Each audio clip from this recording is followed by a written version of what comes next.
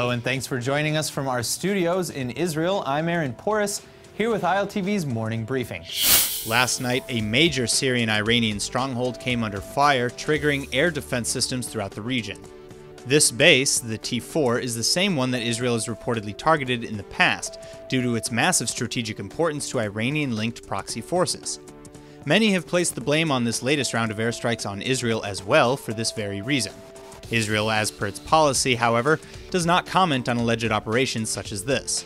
But considering the T4 is one of the primary facilities for Iranian Hezbollah and Syrian pro-regime forces in central Syria, it's certainly a prime target for the IDF.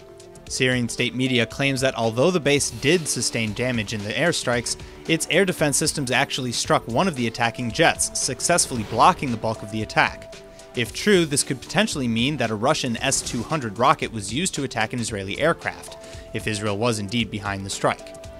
Though Israel and Russia have reportedly reached some kind of under-the-table deal to keep Iranian proxy armies away from the border, the idea of Russian rockets firing at Israeli fighters is a troubling scenario to consider.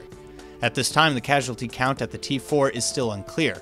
Some local media outlets say as many as 9 Syrian regime fighters were killed in the blast. 27-year-old Turkish national Ebru Özkan has just been charged in an Israeli military court for smuggling perfume for Hamas. Özkan stands accused of 2 counts of acting in the service of a proscribed terror group, 1 count of transferring money for enemy agents, and 1 count for threatening the public order. The Turkish suspect was arrested last month while trying to board a flight for Tel Aviv, but the investigation against her long predates her arrest. According to the indictment against her, Özkan allegedly accepted 15 bottles of perfume from a tour guide in Istanbul in 2016, with instructions to take them into Israel as a way to launder money for Hamas. Özkan entered the country with an organized tour, and a day later an unidentified man came to her hotel and took the bottles. The indictment says that by doing this, Özkan performed a service for Hamas which is already illegal, but her services didn't end there. Following her return to Turkey, she worked as a secretary in a research center with more Hamas members.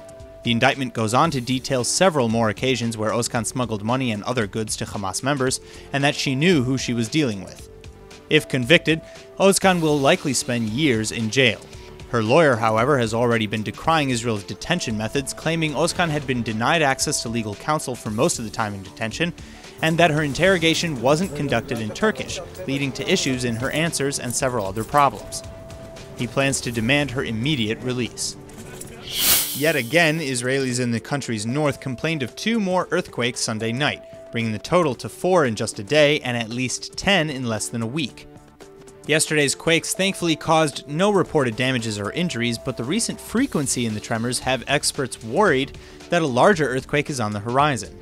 Israel lies right along the Syrian-African rift, which physically extends along the borders between Israel and Jordan. If a large quake measuring roughly 6 points on the Richter scale or higher were to hit, hundreds if not thousands could be killed, and tens of thousands more would be injured and or suddenly displaced. The last major earthquake to hit Israel was a 6.2 in 1927, which killed 500 and injured another 700.